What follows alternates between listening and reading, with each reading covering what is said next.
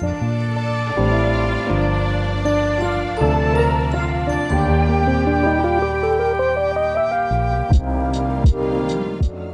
everyone, welcome to this episode of Ask Adam. It is the month of May, and Pastor Adam, we've been talking about miracles. We have, and boy, there's a lot of chatter out there on this subject. I feel like it's a miracle that we have you here. We haven't seen you for so long. I have been preaching out of town, and Northern California and up into the Sierras, but it's good to be back home, and I was looking forward to this edition. I mean, who doesn't like talking about miracles? It's pretty miraculous. I feel like, I don't know. I don't know if God is miraculous or if he's just being God, and it seems miraculous to us because we're finite. Yeah, well, you're asking the chicken or the egg story. Some would say anything God does is miraculous because you couldn't even explain his existence for us to comprehend it with our own finite minds. But yes, so anyway, this is a great topic. So I'm looking forward to this one. And there's some really good questions. The first question that we have, and if we I guess we could just dive in. There's no need for small talk when it comes to miracles being so big.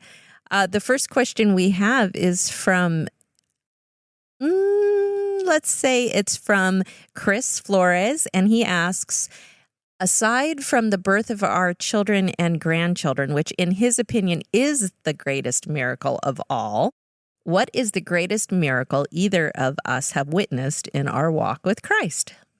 Oh, firsthand, me or you? Oh, okay. Well, I could start it. I know my wife last Wednesday. I know we're taping this, so that might not be apropos last Wednesday, but I believe the second Wednesday of this month my wife did, and she just shared the things she had seen of traveling to India and South America and whatnot.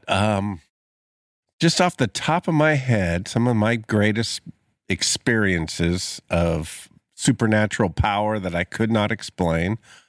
Well, the first one that comes to mind is actually demonic, but where I first saw a person manifest demon possession, and this was in a village about an hour outside of a place called Guntur, India, and nobody could control this woman, itty-bitty thing. She was way out of control, hissing and darting and slithering, just unhuman-like. But I'll never forget, one of our local pastors from that area there came over calmly, and this is after she flung a few people around, and just in a very calm voice just started saying Jesus over and over in her dialect. I didn't know what he was saying at the time, but I soon figured it out. And within, I would think, about 30 seconds to maybe 45 seconds, you could see this thing that was possessing her just could not tolerate this any longer and just left her in like this, almost in a heap, where she was kind of unconscious for a little bit, but when she came to, she was talking to her family. And this was one of my very first trips overseas. So seeing something like that has always stuck with me. In my own life, me and my wife were told we could never have children. And my daughter Hannah preaching last Sunday, now at the age of 24, it's a good remembrance. She was my miracle baby. Mm. So those are probably the two off the top of my head, and we could spend the whole episode talking about this, but do you have any? I think the most, because I feel like, and you also have mentioned this in previous podcasts, that miracles happen every day, that if we just look for them, they're all around us everywhere we go. So I feel like we live a life of the miraculous, but there was, in those particular moments when God is moving marvelously, I remember Pastor Michelle was talking about that on Wednesday night about signs and wonders. Ours is a financial one. Jeff was in between jobs, and we didn't have enough money to get for the first paycheck. You know, there's that period when you go from, having no income to you get your first paycheck 2 weeks later. And so there was right. Like no money. I remember we'd gone through the couch cushions, and we found $9 in like change, and we went to the gas station with $9, and the gasoline guy's like, I'm not taking that. Well, we're like, you're gonna have to keep the car then because we need gas. So he sat there and there's $9, and so we got that was it. That was all the money that we had, but we knew that if we were gonna get a breakthrough or anything miraculous, it was gonna be from church. So we decided that we were gonna go to church regardless. We didn't have any money, and we didn't even have enough gas to get home from the church that we were going to at the time. But we knew that if there was going to be anything, if we were going to have to walk home from church, at least we were going to get our breakthrough at church. So this was when we were in Texas, and we were going to Eagle Mountain, Kenneth Copeland, and George Pearson's church at the time. And so we drove to the church, and I remember Joseph was in his last diaper, and I was relieved because I knew the ladies in the daycare would change his diaper and put him in a clean diaper. Oh. I mean, it was pretty dire straits at the moment. But we were gonna get paid, and we only needed probably, like, this was 24 years ago. We only needed like $20, enough to put some in the gas, and then get a pack of diapers and eat in like 2 days. We would get paid that first paycheck. So we're driving from service was great, but nobody was throwing money at us. So it was like, okay, well, we're going to get in the car and we'll start heading home and pray that we have enough gas to get home. And we're driving home, and we see this guy walking down the driveway. It was a really long driveway out of the church. And we're like, well, we'll just give him a ride because, hey, let's just give. And so the guy got in the car, and we're driving, and we're leaving the parking lot. And he said, hey, thanks for giving me a ride. The parking lot's too narrow. I can't get my semi-truck in because I'm a trucker, and we go to church on Sundays when I'm in town. And so it was like a mile-long exit. And so he's like, thanks for the lift. And he said, can I give you anything? And we said, we didn't want to ask, but we just said, well, here, how about we give you some tapes, because you're a trucker and you've got an audio cassette, and we got all these tapes of, all these messages, sermons. We'll give you some tapes, and maybe you can give us just like $5 to get these tapes, like to reimburse us for a tape or two. And he said, brother, I can do better than that. And he pulled out his wallet, and he pulled out a $100 bill. And he said, God told me I was to give this to you. He said, somebody gave this to me a couple years ago and said, and I went to pay them back. And the guy said, no, you need to keep that $100. Someday you're going to need to give it to somebody, and you'll know who when that person comes into your life. And so he had kept it in his wallet for a couple of years. And then when we picked him up, he said, this $100 was meant for you guys. And so that was it was amazing. And it was miraculous because we were just in that situation. That $100 was like that. I mean, we could eat and then some, and we could buy diapers, and we could get gas. And it was exceedingly more than we needed. And we didn't ask for it, but God blessed it and gave it to us. And so that was we call that the miraculous $100 story. Oh, I love it. I love it. In fact, if you're listening out there, if you have your own, let us know. Send them in. And it inspires to hear other, we overcome by the power of our testimony. And at times, if something that you just cannot explain, and God did it. Yeah. That's a miracle. That's a miracle. And it's such a testament to the obedience of the body, too. Like when you get inspired to do something for somebody else, you could be that miraculous moment in someone else's life. Yeah, by just being obedient. Absolutely. So that's beautiful. Thank you, Chris. Yeah, thanks, Chris. The next question we have is from Theo, who asks, what is the difference between a miracle, a sign, and a wonder? Yes, that's a great one, because actually this became a hot topic when I was in Bible college back in the late 80s, early 90s. So the way, Theo, the way I was taught, and just kind of as we're in the month of May, and I've been looking up this banner of miracles, because underneath it always, especially in the Bible, it mentions miracles, signs, and wonders. So is miracles a heading? And these are the two subs under the heading, signs and wonders. I don't buy that. I read it or interpret it like they're three different things. So the way I was taught was a miracle is something that happens to a human. A sign is something usually more times than not in the physical realm of showcasing the glory of God. And we can give some examples of these. And a wonder is something that you just cannot explain. It defies perhaps physics. It defies the laws of nature. and it's beyond the realm of our understanding. So the way I was taught was Jesus healing the woman with the issue of blood. That's her miracle. Mm-hmm. When Jesus turned the water into wine, the Gospel of John says this was the first sign, right? Mm-hmm. The miracle did happen. We don't even know if the bridegroom and the bride were even aware that they're not even mentioned after the miracle happened. It's just that the master of the ceremonies and the servants knew. And then a wonder would be for me almost like the story of Joshua, the sun standing still long enough for the battle, or the walls of Jericho falling at the sound of the children of Israel's voices, or off the top of my head, Jesus walking on water. Mm-hmm. Right? Him doing that didn't bless really anybody in the boat. In fact, it made them even more scared, but it made them all wonder. So that's the way I was taught. But as we were getting ready for this podcast, just Wikipediaing or Googling this question, there's a myriad of questions. Some people consider all of them miracles. And I guess you could argue that. But how do you define a miracle?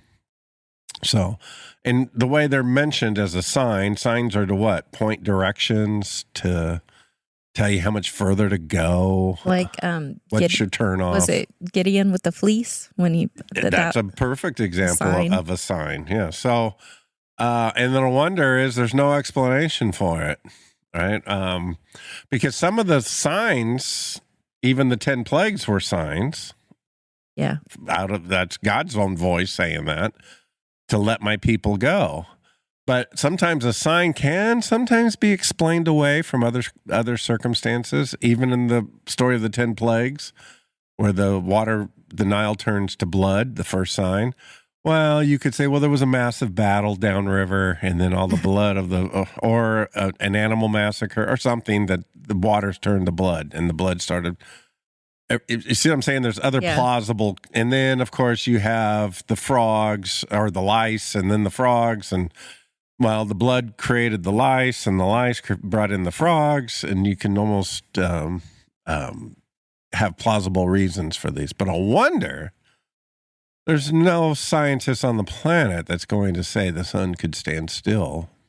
I believe for a day, it mentions. Or there's no way you could explain how a man with girth, and it's not only Jesus, but Peter as well, standing and then ultimately walking on the water. So that's the way I was taught with it, and that's the way I've usually preached them, that they are 3 separate categories. And that kind of goes in line with a question that I drew from Pastor Michelle's message. She said that she actually had to text you in researching her message. Can miracles be bad, like the flood or the plagues? Yeah, and my answer to her was, how do you define a miracle?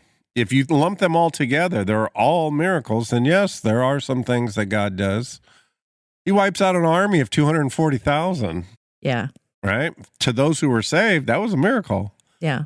But to the other side, it was a massive calamity. Or the angel of death going through the camp.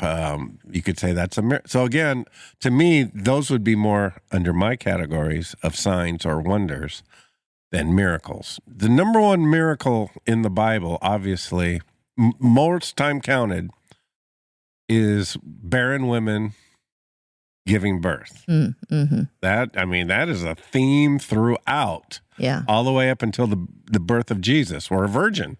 Yeah. Right? And even before him, John the Baptist's mother, Elizabeth. Again, happening to one individual, I would categorize. And here's the other thing. I put miracles, the Bible mentions miracles, signs, and wonders. And anytime you see a list in antiquity, whatever's mentioned first has the most prominence. Okay? So I think our problem is that we've downgraded miracles. Think about it. We all use it in our lexicon of our vernacular, of our talk, right? Yeah. And how many products take the name miracle, Miracle Glow, Miracle Wipes, Miracle Grow, Miracle Grow, right? And it just has become this. It's almost like mega or maximum or help. Well, the true word miracle is way more than that. It literally means like unexplainable. Something happened to me unexplainable. So when I told her that, I said, how do you categorize a miracle, right? If you lump them all together, then my answer would be yes. If you go by my category where it's God touching one individual, the answer would be no. Sure. Like David killing Goliath was a miracle, but it probably didn't feel very miraculous to the Philistines. Well, or was it more of a... The Bible even says at that point, to me, I put it as a sign. Yeah. A sign that can be plausibly explained again. Okay. Right? What if he just threw that rock and it was just the perfect shot? His little 17-year-old arm. Yeah. I'm sure a 17-year-old's on the verge of manhood, or if he's 14, he still that it just hit right, cracked Goliath's skull, and that's what killed him. Yeah. To me, it's more of a sign because number one, the Philistines saw it. It was a sign to them. Yes. They fled, right? Yeah. The battle hadn't even started, and they flee. So seeing their champion die was a sign to them. But in the other side, it was a massive sign to Saul. And there is one little scripture, who was the king, by the way, in case you don't know. There's one little scripture at the end of this where Saul says where the Bible says Saul takes notice of the young man and kept him close. So David's act, to me, was more of a sign. Wow. That's good. I have a question about, this is my question. Well, Madeline and I were talking about if Satan had power, and if he doesn't have power, then how do the sorcerers appear to have power? Like when they were turning water into blood, or like where are they getting their power from? Well, isn't it amazing how many warnings there are about the Bible, from the Bible, about the dark or the occult or mediums, tarot readings? I mean, especially in the Old Testament, there's one whole chapter in the book of Leviticus regarding it. If it had zero power in it, then why is the Bible very obsessed with telling us don't stay dabble? Away from it. Stay away, flee. Don't dabble with it. Don't play footsie with it. I think it does have power. There's a great story of Moses finally getting an audience with Pharaoh. Let my people go. Mm-hmm. And Pharaoh kind of looks at him with contempt and like, what power does this God you bring have? And it says that Moses threw his staff down and it became a serpent. Yeah. But if you keep reading, Pharaoh's magicians throw their staffs down and they become serpents. My point is this. Yeah. There is power on the dark, in the dark arts and the dark side. I don't want to get too Star Warsy here. And I think that's what is seductive about it, or seductive about it, I should say, to especially young people or to any person. But the Bible keeps warning about it, that it's not the power of God, number one. And if it's not the power of God, then you seriously don't want it, because the whole goal in life is to one day be back in the presence of God. So stay away from it. I'm not going to, I've heard preachers say it's all hocus pocus. I don't buy that. Yeah. We started the service or this episode about talking about my experience in India. I saw a little 5'2", maybe 105 pounds, dripping wet woman tossing guys on my team like they were nothing. Yeah. So, and even when I think about that day or that night, because it came out of nowhere, I wasn't expecting this. It still makes the hair on my arm stand up, because I knew I was in the presence of something that was powerful and it was not godly. Mm-hmm. And that's a little bit spooky, especially then. I don't even know how saved I was then. So still wet from the baptism. So that's why we need to have a good relationship with God. Do not dabble in these things. If you're doing Ouija boards, tarot cards, tarot readings, the list is endless nowadays. Stay away from it. It will seduce you, and it will draw you in like a spider to a fly. And it seems like it will bring its friends. When Jesus cast out legions from, into the swine, there's no end to once that door gets opened, it seems. Well, one parable of Jesus says that one gets cast out, seven more come. Yeah. Unless the room has been kept clean, according to Jesus's parable. So that's the thing. We got to stay clean. Mm-hmm. If not, these things. Isn't it interesting? One of the titles, Matto, of Lucifer, and he has a few, obviously, whether it's Satan or the devil, but one of them is, in fact, it's probably one of the most popular in the time of Jesus was Beelzebub, which literally means Lord of the Flies. Well, that's an interesting description of him, because what are flies attracted to? The filth. Yeah. Garbage. Stink. And the more you have those things in your life, I'm not talking literally, I'm talking figuratively, then they will be attracted to it. They will be buzzing around. Mm-hmm. And it's not like just swatting a fly away. They've been doing this for eons. And they as great as some of these people on TV, these psychologists or psychoanalysts that supposedly know everything about the human psyche, they know nothing compared to what a demon would know after all this time of watching human behavior. That's true. The next question we have is from Carley Flores. And she asks, as we know or comprehend, a miracle is the impossible becoming possible, sometimes within years or overnight. What do miracles mean to him, capital Him, and what is God or Jesus's definition of a miracle? Good question, Carly. I think in what we call a miracle, Jesus might call every day. Mm-hmm. It's a life pattern for him. So I've always wondered if we get to heaven, if we get rebuked for not believing or not asking enough or not seeking miracles enough in our life. One of the things Jesus told the 12 was, greater things than you've seen, you shall do. So, I think to Jesus's perspective, we should be people that live in the miraculous.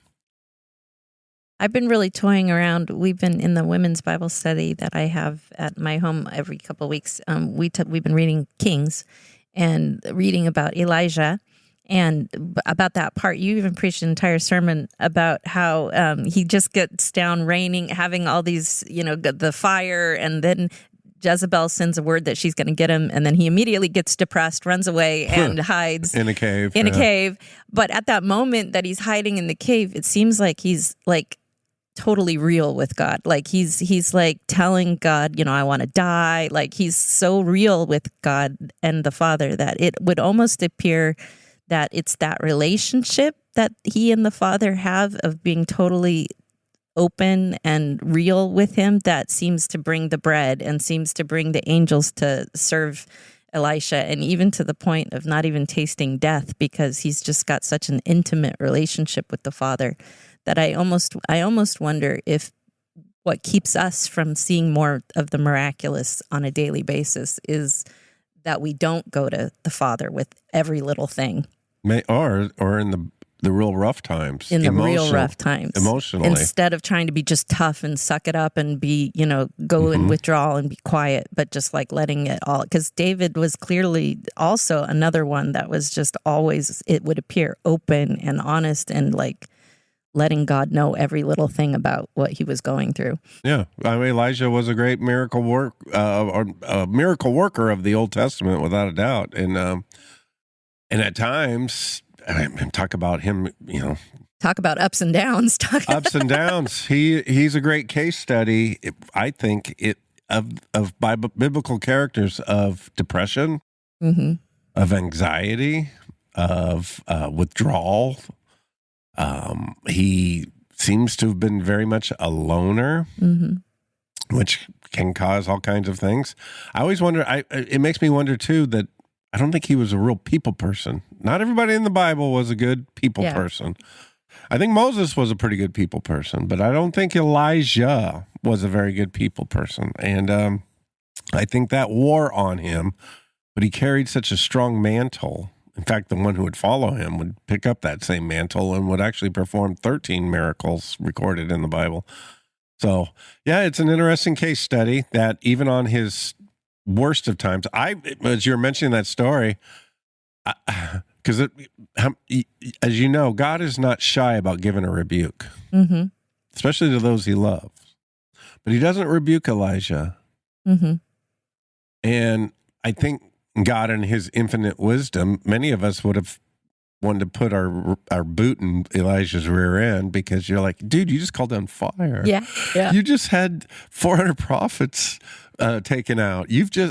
Obviously you're at anointed. the sound of your voice, it's going to rain. I mean, it's unbelievable. You're the man. Yeah. And one woman with too much makeup has got you running for your life. Yeah. And which is true. That's why he ends up in the cave. But yet God doesn't rebuke him. God doesn't like grab him by the coattails and like, what are you doing here? God almost coddles him. Yeah. He wakes up to baked warm bread waiting for birds bring bread. What? Ravens. I got too many crows in my backyard here in Morgan Hill, and I've yet to have one of them bring me a croissant or and then the water, the little brook that nobody knows about, Kidron, is right nearby, and he's got the water, and angels are ministering to him. All he wants to do is sleep, which is a good sign of depression. And yet God doesn't say, "Come on, snap out of this." Yeah. He allows this period, obviously knowing that Elijah was going to come out of it and even come out of it stronger. Yeah, it said that he was able to go 40 days without food off of that meal that the Lord had provided for him, which in itself is a miracle. So, so I was just thinking about like how many times I try to just, whatever I'm going through, I just try to get over it myself. And it would appear that whatever Elisha was going through, he was just like, blah, like just let it all go to God and told him everything that was on his heart. And and that's a good point, that I think at times, sometimes we do have to get over things ourselves. Yeah. Right? God, when I say God coddled him, God allowed him. He kept, I think twice he says, I wish I was. I wish I was dead. I wish I was dead. I want to die. Yeah. Right? But yet God makes sure he has food there. He has protection in the cave. He has, in other words, his necessities are at least met. But whatever he's wrestling with, it appears he had to do it on his own. Jesus in the Garden of Gethsemane flat out asked, let this cup pass from me. He gets zero answer. He prays for an hour. Everybody's asleep. Yeah, his prayer partners are sleeping on him, which makes him even more mad. Right, which is another topic for another day, a mad Jesus, and rebukes them, this, that. But whatever he had to deal with, the only resolution Jesus gets at the end of it, he just says, nevertheless, not my will, but your will be done. So I think if you've walked with the Lord a number of years, there will be times the teacher's silent. And I've always was taught that means I'm in a test of some kind. Because when you're in a test, the teacher's not at the blackboard, right? The recaps, the little quizzes are done. It's past the test now. And the teacher's silent. You turn your paper in. So I've always said, when I feel like the skies aren't answering me, my prayers are banging off the ceiling, I must be in some sort of test right now. So what's the key? Let's pass the test. And as you're saying that, it made me think about there are miraculous moments when silence is the miracle. Like Christ at any point in time could have said something and gotten off of the cross. We all know that, but he was silent. And in his silence, there was a miracle happening. And even more than silence, forsaken. Yeah. Which literally means his back was turned, or not Jesus', but the Father's back was turned to him. Yeah, and that was the answer.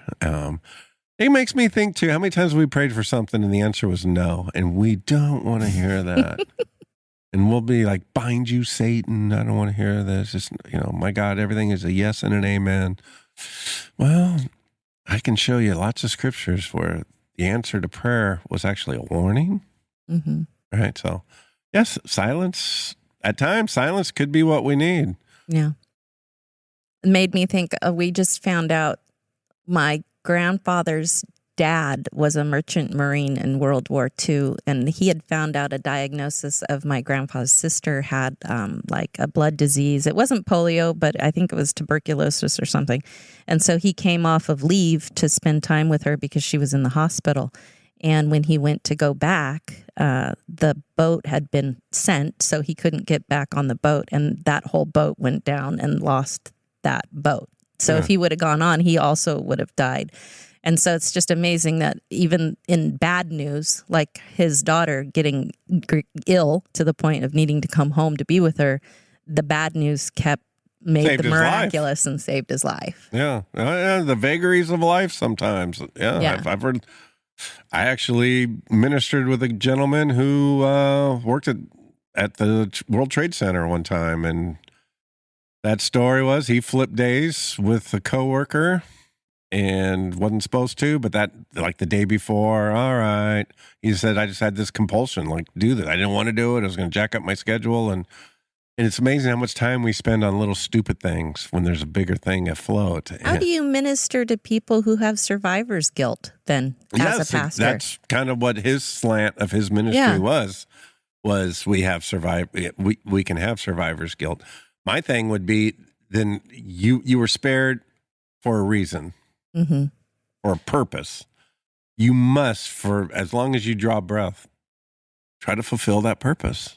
Amen. Try to fulfill that reason, right? Why God chose you, out of that situation. I know a friend of mine who was in a big 4-car crash. 3 died. 4 people in the car. He was the only one who survived, and he's, even the great. What's with the Buddy Holly story? Is it? I think it's Waylon Jennings was playing bass and he went for the rest of his life. Richie Valens' seat on that plane was his. And the story goes that Buddy Holly, it was a 4 or 5 passenger plane. Everybody else is on the cold bus with no heat.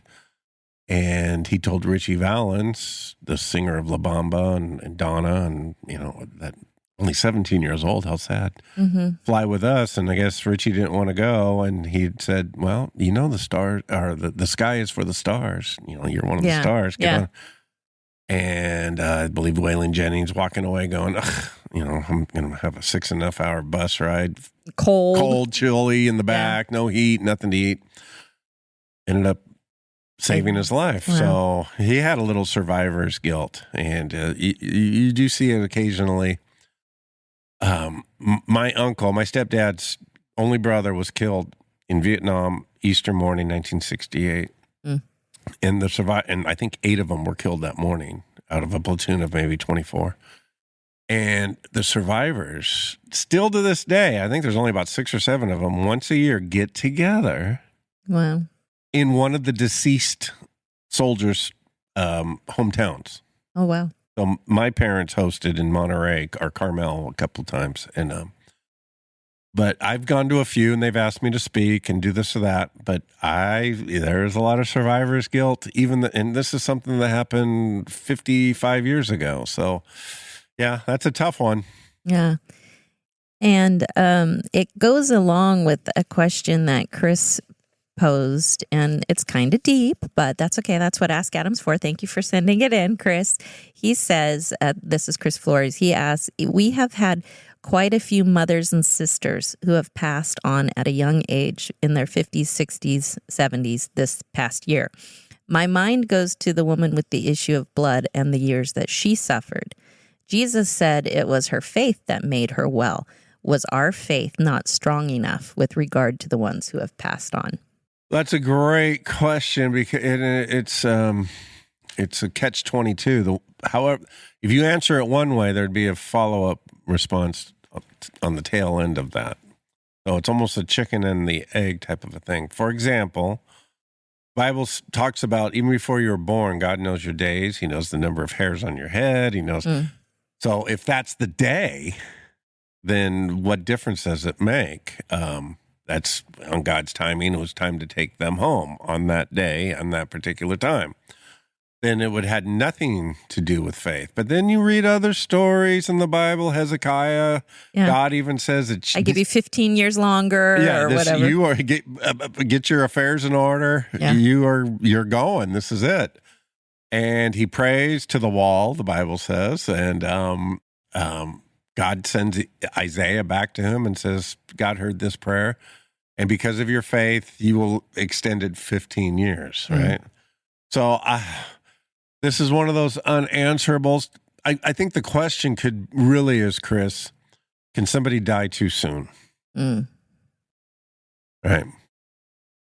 And I've wrestled with this as well. If God knows everything, then the answer, of course, is no. But what about those who take their own life? Or what about those who did something very foolish? What about those who had a weird medical procedure and died on the operating table?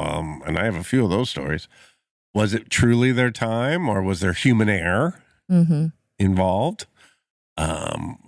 So I know this is Ask Adam, but this would be Chris, in essence, your question is a question that Adam has asked Adam many times and has probably gotten a few different answers to this. I always have solace knowing that all mysteries will be unveiled to us when we're in heaven. And this is one of those. I feel like we have an eternity ahead of us, and so we're going to have lots of time to ask lots and lots of questions. Yeah, and maybe the way the answer is framed when we're in glory will make so many other things make so much more sense. Like one answer can answer a myriad of different questions that are underneath that major question. And some people I know that we've talked to that have, are facing terminal cancer, or the miracle that they're looking for is to be present with the Lord. So death in that sense is the miracle that they're looking for. A release of pain.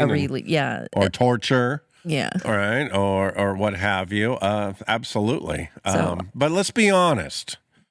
We frame some of these questions wrongly. Right? I've just had somebody say a death sentence was passed on me, a medical thing, and prayed with them and believed with them.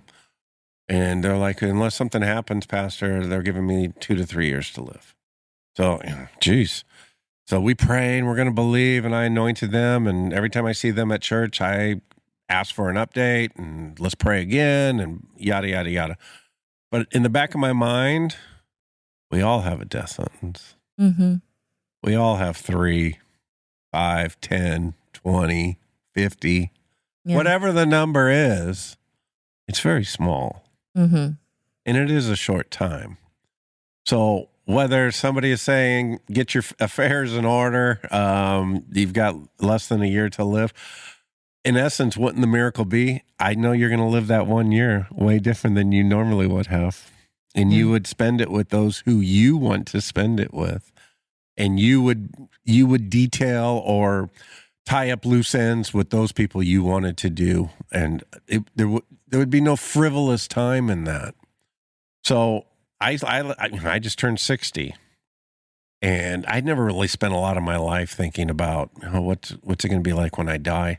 But it's funny, since I've turned 60, I do in the back of my, not that I dwell on it, I'm not fearful of it, but it is there. Yeah. We all, it cracks me up. I'll see, people will say, well, what if I die? And I'm thinking, well, whether it's this thing or there will be a day. Yeah. It is coming. So maybe the Lord's put it on my heart to kind of dwell on this a little more, because it makes you redeem the time a little better. It doesn't make you wasteful, or you just go through life thinking, I have an innumerable number of Christmases ahead of me, or this. We don't. No. We don't. And if you're young and you're about to change the channel because these are old people talking about, trust me, you will be in my position way quicker than you ever anticipated. And so life is a miracle. What do you think Jesus meant when he said, it's your faith that's made you well? They specifically put the King James, they specifically say in multiple cases of the miracles Jesus performed, it had direct relation to the person's faith. Well, only to those who sought him out. That's a good remember, because a few times Jesus performs a miracle on somebody and they didn't seek him out. The man at the pool of Bethesda, I have nobody to help me push me in the water when the waters get stirred. He didn't ask Jesus to do anything. In fact, Jesus didn't push him in the water. Jesus just said, take up your bed and walk. Yeah. But those who sought him out, the lepers calling to him, the woman with the issue of blood, he says the phrase you mentioned, your faith made you well. All my life, Jessica, I've read it like it was their faith that needed Jesus there, and then it was their faith that performed the miracle. I read it differently now. I don't change the wordings. Somebody pointed out to me, he only says that to those who went through a crowd, those who screamed over the crowd. Those that were convinced. Yes. So the miracle is your faith made you well. You wouldn't give up to get to me. Mm-hmm. And because you wouldn't give up to get to me, I'm going to help you in whatever situation. Because others, he would say, well, it says he healed them all. And nobody knows how many that was. Maybe it was thousands, but you're right. The 3 or 2 that specifically went through. Yeah, it was blind Bartimaeus, woman with the issue of blood, the blind beggar on the side of the road. Even Zacchaeus, who doesn't even says that any health miracle performed on him. But they sought him out. They moved the crowd. They wouldn't, he also says it to those the men who lowered the bed to his feet, because the house was too crowded for them to bring their friend in to pray. He looks up and he says, your faith, So to me, I read it now that it wasn't their faith that performed the miracle. It was their faith that wouldn't take no to get to Jesus.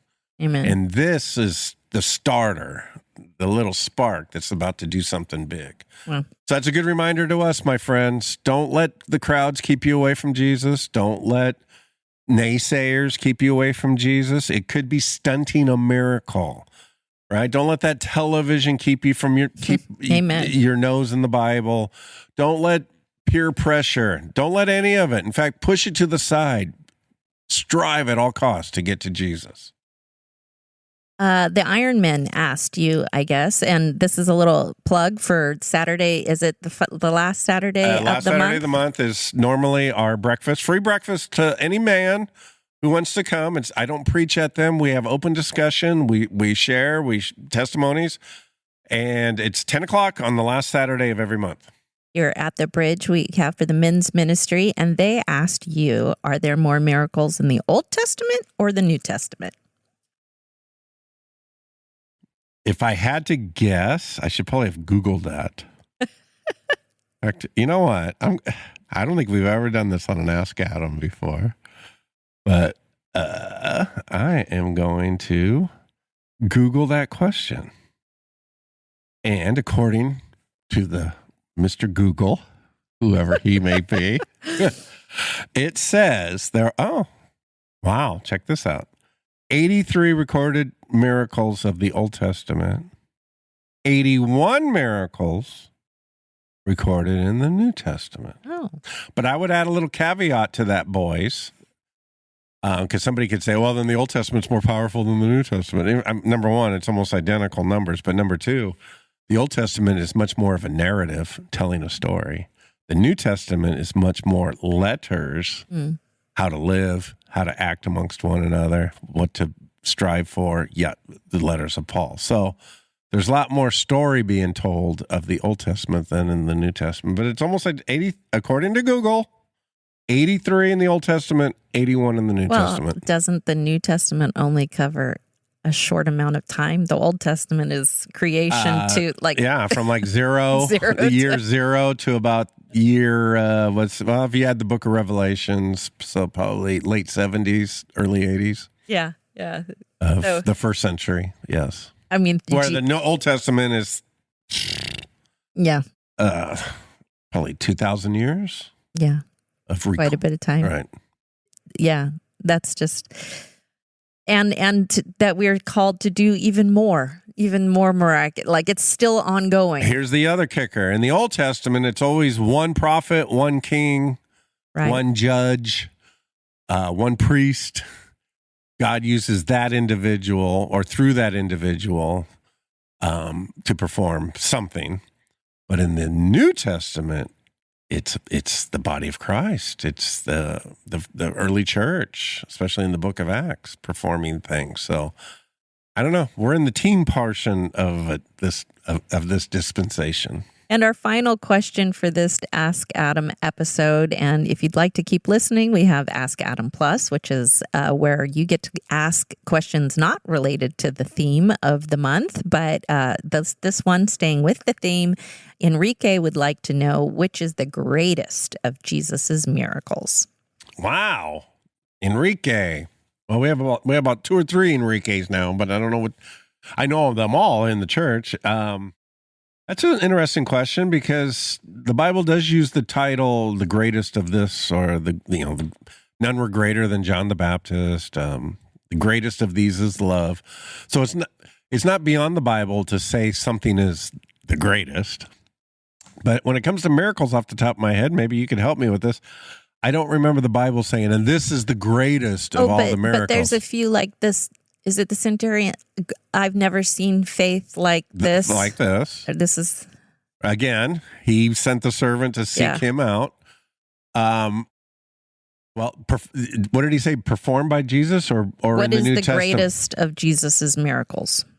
Okay. Which is the greatest? I was going to say the virgin birth, but Jesus didn't perform that miracle. So I'm to what the way you ask Enrique the question. So if the virgin birth's not in there, then I got to take the resurrection out because these would have been miracles performed by the Father.